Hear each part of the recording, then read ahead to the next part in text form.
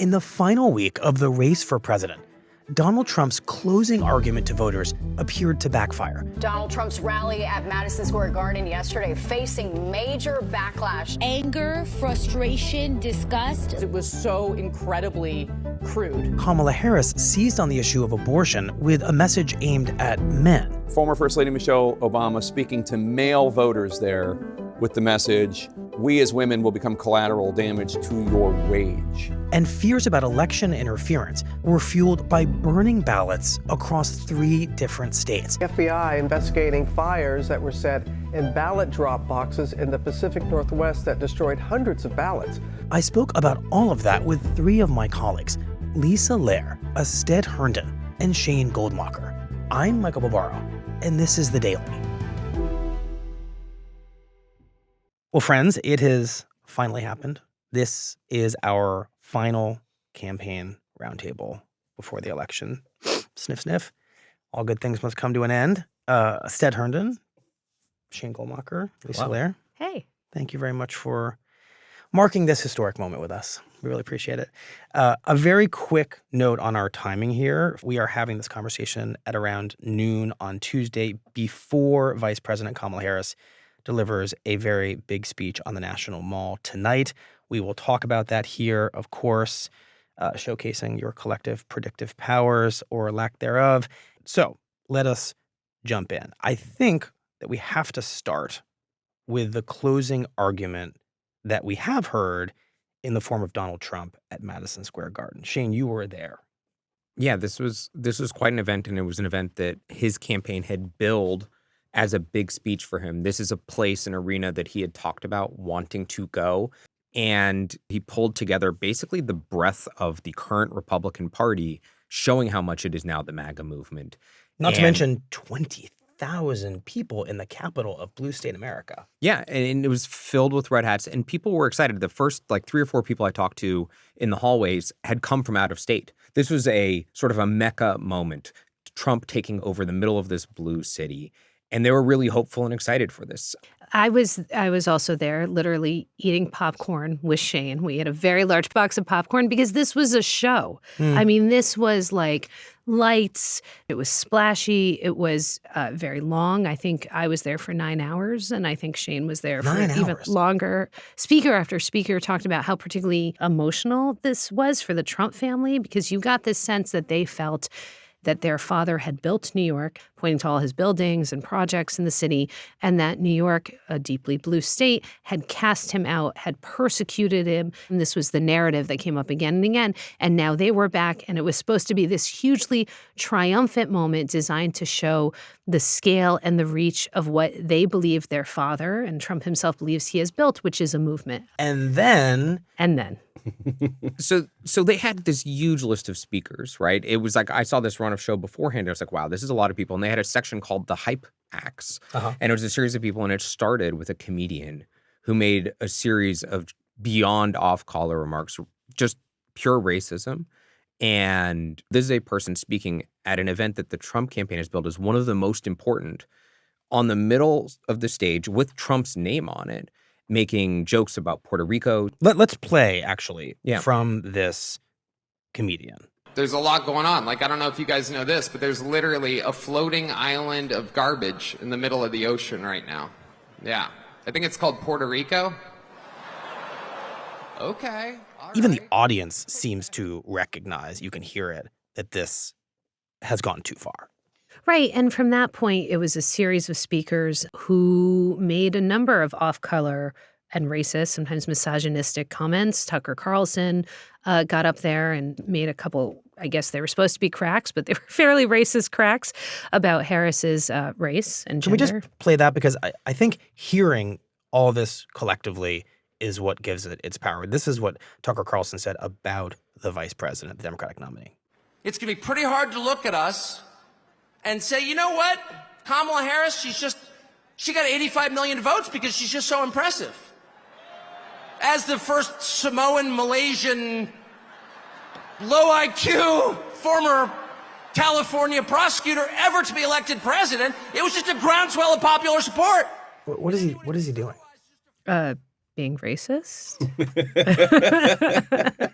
He's manufacturing racial identity. Yes. Yeah, yes. I also think the Harris campaign, obviously formerly the Biden campaign, has thought for the last 2 years that come the end of this election, the Trump campaign would remind America of its extremism.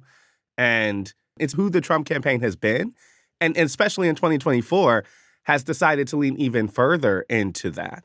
And I don't think that anyone holds Donald Trump personally responsible for every word that comes out of every person who supports his mouth.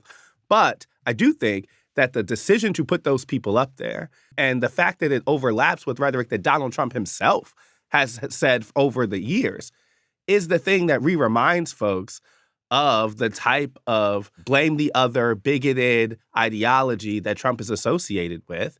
And that's where the Harris campaign wants to be. You know, and the other thing that struck me about the event is how, like all Trump events are, fueled by grievances. Like, this is their big chance. They're in the Garden, man. And they know the media is all over this. The media audience. is all over it. And so much time was spent talking about how they were wronged by New York City, how they were wronged by the courts, how they've been wronged by big tech. So this could have been an opportunity to project some kind of future vision for the country, and more importantly, what they would do for voters. I kept wondering to myself, does some random voter who's undecided, probably not paying that much attention in Wisconsin, do they care that Trump and the Trump family feel slighted by New York City? Like, why would they care about that? You're saying this kind of a message merely bathes the base in a familiar vocabulary of grievance, in some cases racism.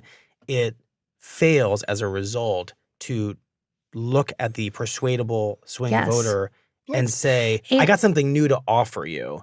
And of course, that's the person who's going to decide. And to win, Trump has to expand his base beyond where he was in 2020. And he's putting Tony Hinchcliffe on the stage. This is a comedian. At the same time, he's not putting Nikki Haley on stage. Right.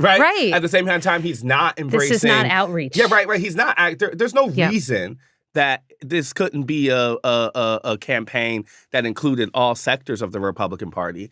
The reason we are getting the MAGA masculinity, piss everyone off is my form of manhood group of like MAGA movement projected on that stage, it's just because in the last 4 years, I think kind of driven through Trump's own feeling of slightness from the judicial and legal system, he's decided to double down on that front. That's the lesson, I think, of this year. They chose not to be additive. Let's talk about how Kamala Harris reacts. Her campaign seizes this with ferocity, Shane.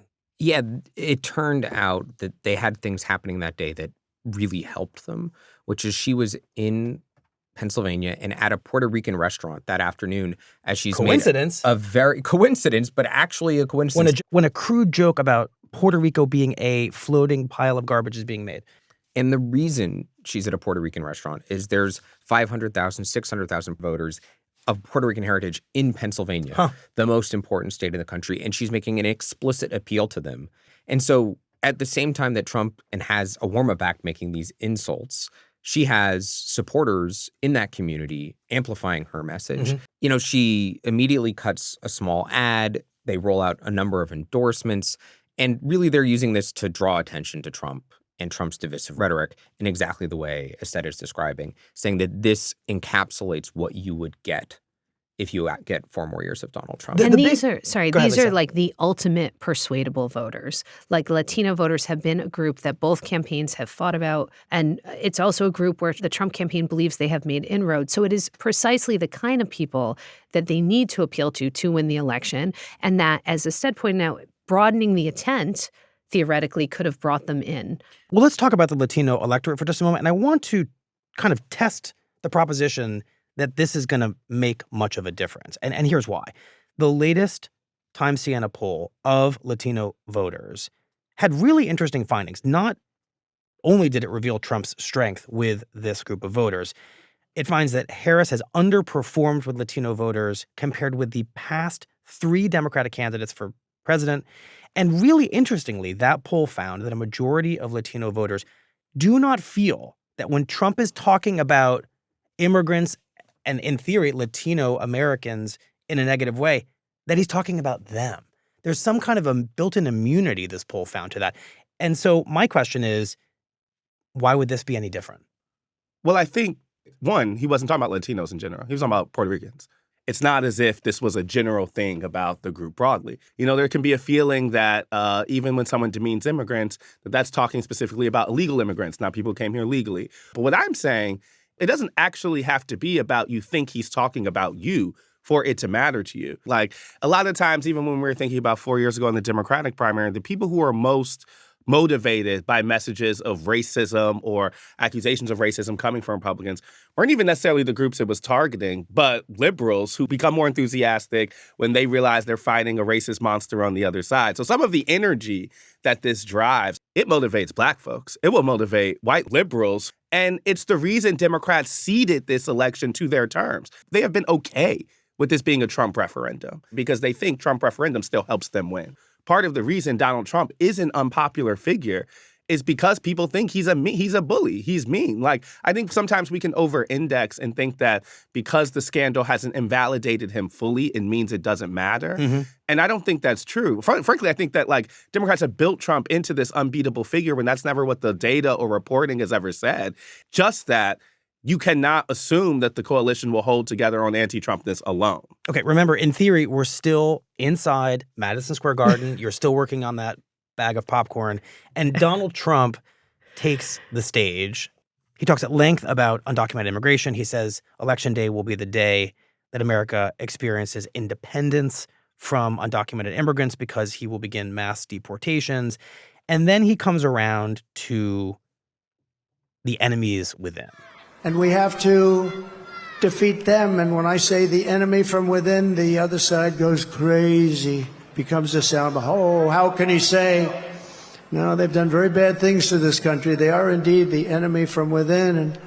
But this is who we're fighting. And so when Trump is finished with his portion of his big Madison Square Garden closing argument event, it's very clear that he is reinforcing his determination to challenge democratic norms. And all of that made me think about yet another Times poll. God, we poll a lot of issues. And this poll was about the question of democracy. And Shane, I'm sure you looked at this poll really closely. It finds that half of Americans doubt that democracy is working for them and that the American experiment in self-governance is functioning well. And clearly, in that context, the way Trump talks about democratic norms takes on a different meaning, right? I mean, he's banking on Americans thinking, sure, some people are going to say I'm assailing democratic norms, but democracy isn't working for you. I mean, I think one of the most interesting things about Trump's speech was what was happening above him in the arena. So there's a big jumbotron, and it says, Trump will fix it. And it doesn't say what the it is. And the it lets the public voters apply what they want to. So for voters who think democracy isn't working, for them, Trump is going to fix it, right? This was the original appeal in 2016. He may be a bull in a china shop, but you don't like the way the china shop looks. Right. You may have these grievances that were aired on stage. He is going to fix that. Now, the professionalized side of his campaign says the it is inflation and immigration and concerns that are voiced by broad swaths of Americans. Right. But people get to hear what they want. And I think the idea is that many people feel alienated by our institutions. And he is saying he will fix it, he will break it, and he will do it in whatever way he thinks is best. And you should trust him as this one singular figure as he's presented himself for 8 years. I mean, one thing that I think is important to note here is that he is putting forward with this a very different form of American government and is not necessarily as democratic as we think of American government to be. He is in a situation where his opponent, the Harris campaign, is calling him a fascist. He has his ex-officials, as we talked about last week, coming out and saying he would use his power to prosecute his political enemies. And he names them. I mean, there's been a series of interviews he's done on Fox News where the Fox News hosts say, this is metaphorical, right? You don't actually mean these actual people who oppose you. And Trump says, no, I do. I mean Adam Schiff and Nancy Pelosi. Right. So he is saying to America, I will prosecute my political opponents. I will fire Jack Smith. I will change the Justice Maybe Department. deport him. Maybe deport him. I will limit the independence of the Justice Department. He is putting forward very clearly for all of us to see a very different form of American government, and I think a less democratic one. This argument's at the center of Kamala Harris's, we believe, closing argument to be delivered in several hours, right? Shane, you've gotten briefed on that closing argument.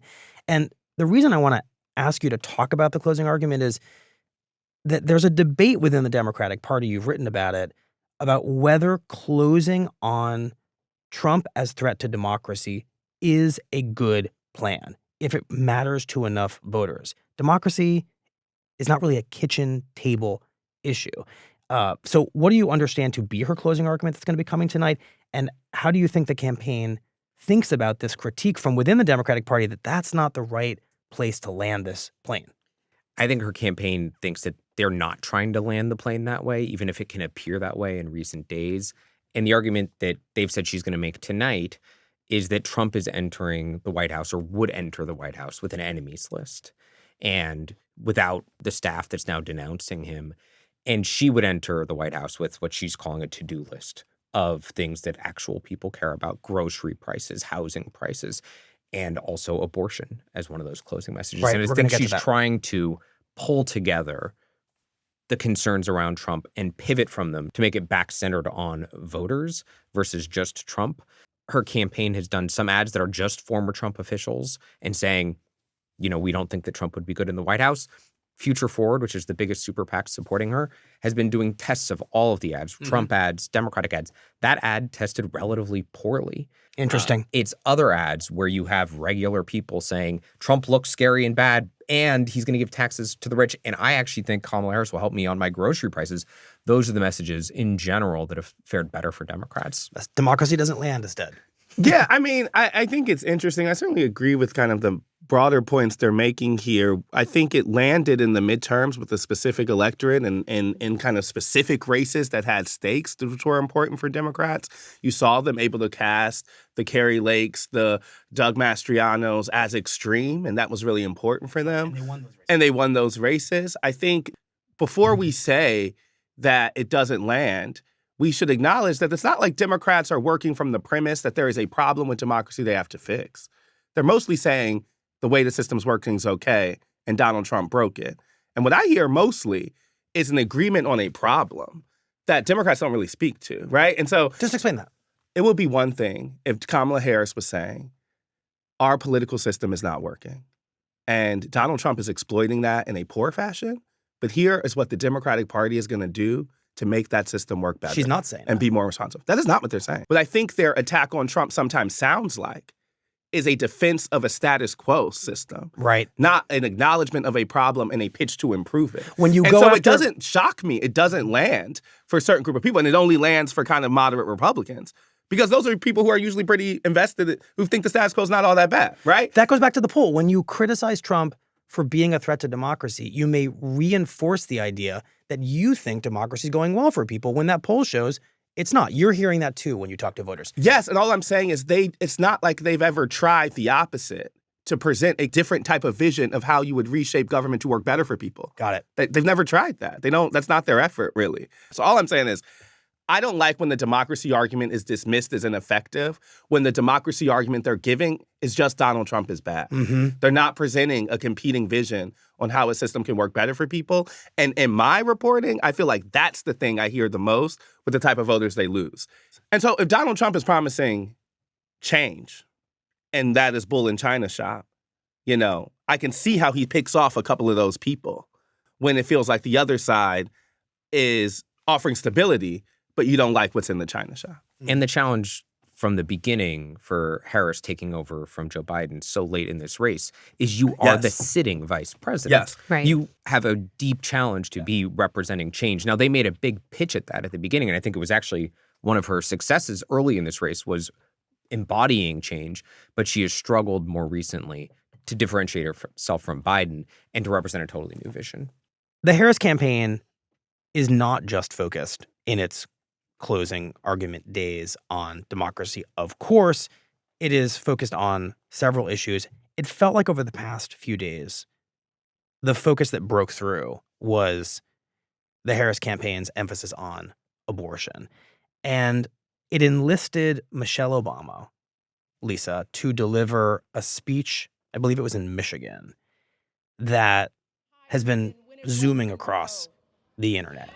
So to the men who love us, let me just try to paint a picture of what it will feel like if America, the wealthiest nation on earth, keeps revoking basic care from its women, and how it will affect every single woman in your life.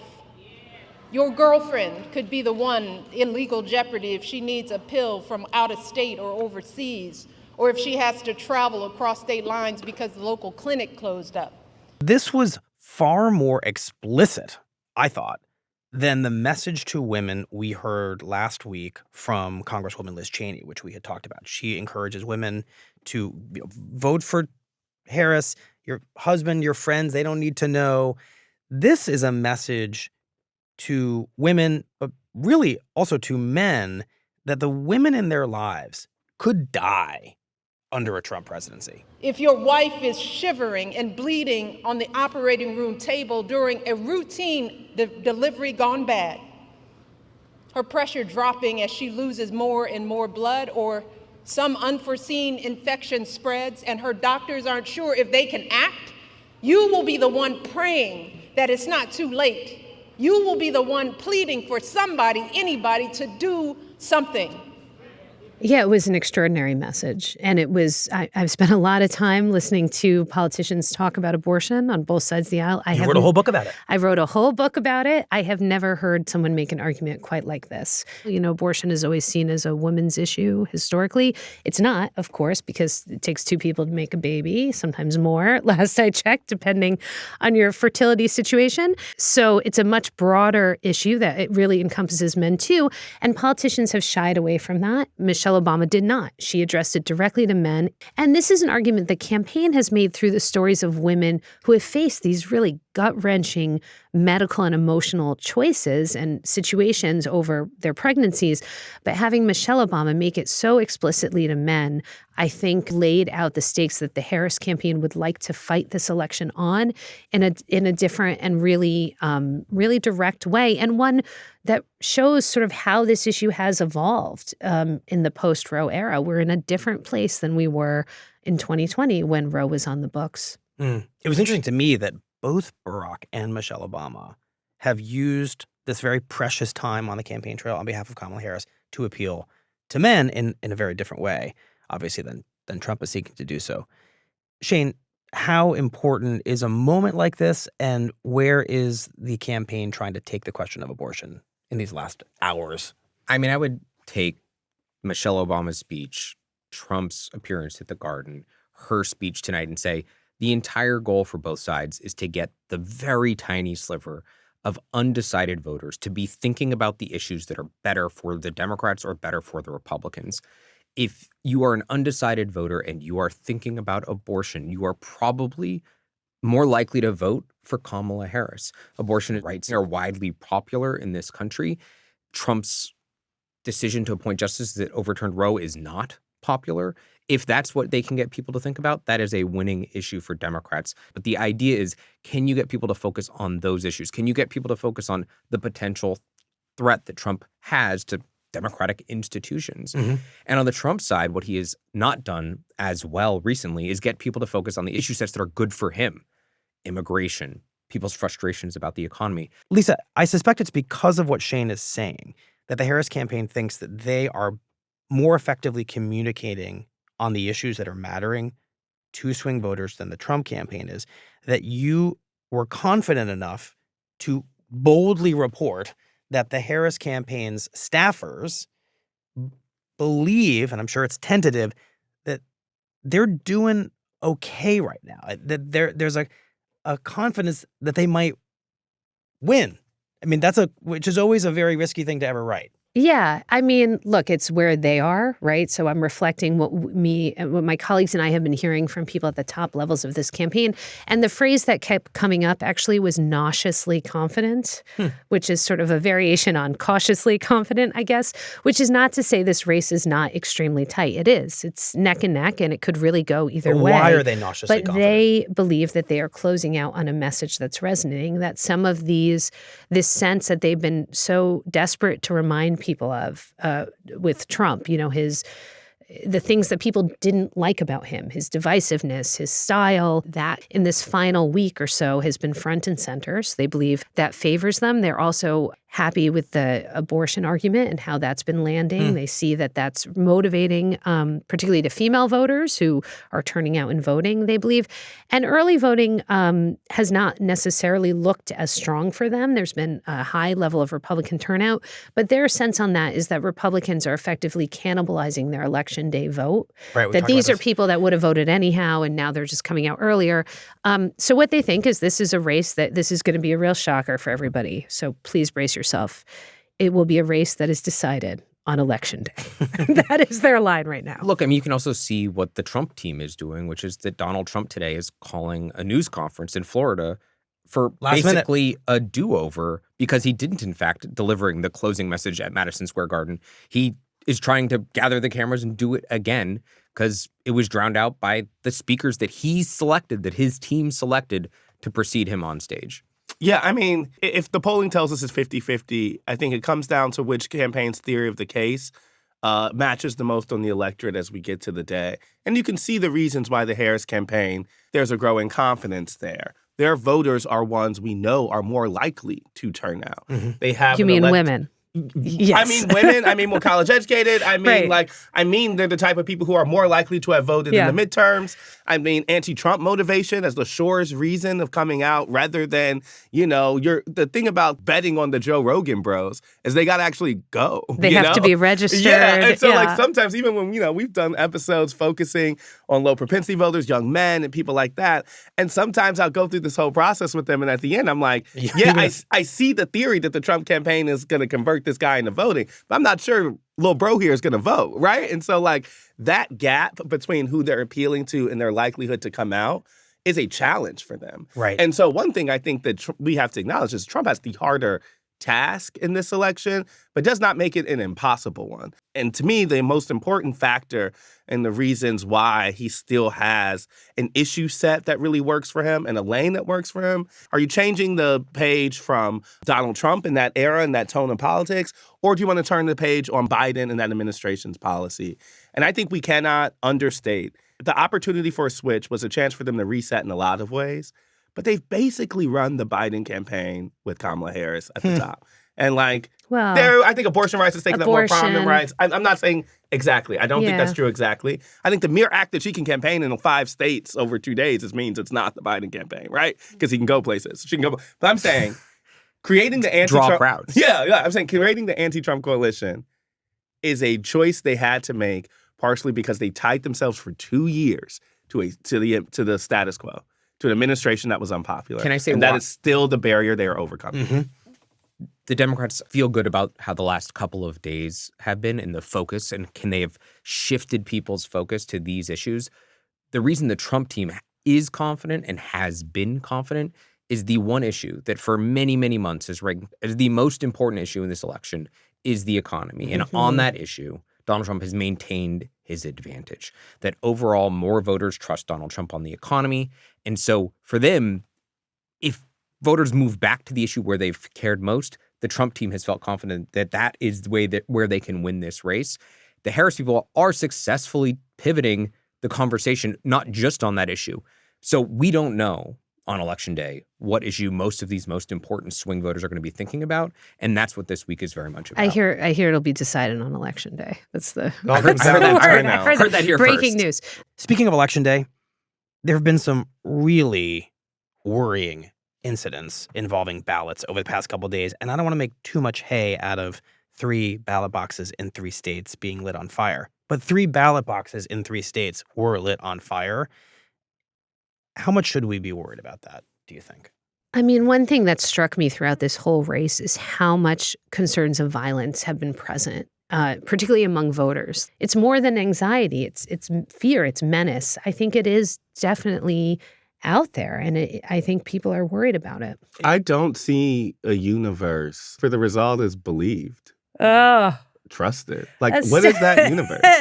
Like, I don't disagree. What are we preparing for? Like, agreement? I don't think that's the lesson. Like, I mean, just of the last 4, I don't think. So I'm saying, like, even if Trump wins. Even if Trump wins, I think the left has changed from 2016. Yeah. No. There's been some, I think when you saw the like Biden dropout moment, like there's some deranged activity on the Democratic side too. Like, so all I'm saying is, I wouldn't put this on other people. Like, I would love for a universe where the results are believed. I believe that is a bad thing for our future and a worrying thing for trust in our elections. Throwing us over the cliff. But I say it is my expectation that the result is not believed. Does that mean we have the conditions for some of the most scary stuff we've seen? I'm not saying that. But I think we are now working from a baseline of distrust. Can I somehow end on a note of, if not levity, personal... How are we going to make this turn? Election day. The thing that I think most people don't know about Election Day and campaign journalists is that basically almost nothing happens. There's a lot of waiting. Everyone has their ritual. If I may ask you all about your Election Day rituals. Anything you've got for me. I try to go to yoga in the morning. There it is. For one moment of something before, because as Astead so nicely pointed out, we're headed over the cliff. So who knows when I'll go to yoga after Election Day. And then I time the coffees through the remainder of the day. Astead, you're not on a plane. No, I think I'll be here. I don't think I have a different Election Day. Every day this is a routine of the last like 3-4 years. Like every day that's going to be super intense, I go to this diner near my house and order something, like order the same thing, and it like starts my day off well. So you eat and I go to yoga? Is that And what is the perfect? What is the order? Corned beef hash and eggs. Oh eggs my with cheddar. It's a heavy start. Yeah, and even maybe a side of turkey sausage if I'm going crazy, you know? And then you are able to stay awake for the remainder of the day? Well, actually, I work. It's like, it just kicks the day off better. Shane? I don't know that I have an Election Day tradition. I was in Pennsylvania last time. I'll be here in the office this time, and I may try to fit in a run in the morning or something active. No turkey sausage. No turkey sausage. What's yours? What's my elaborate ritual? I don't want to talk about which Taylor Swift songs I listen to anymore. That's between me and her. Thanks for asking. Shane, Lisa, Astead. Thanks for having us. Thank you. Thank you.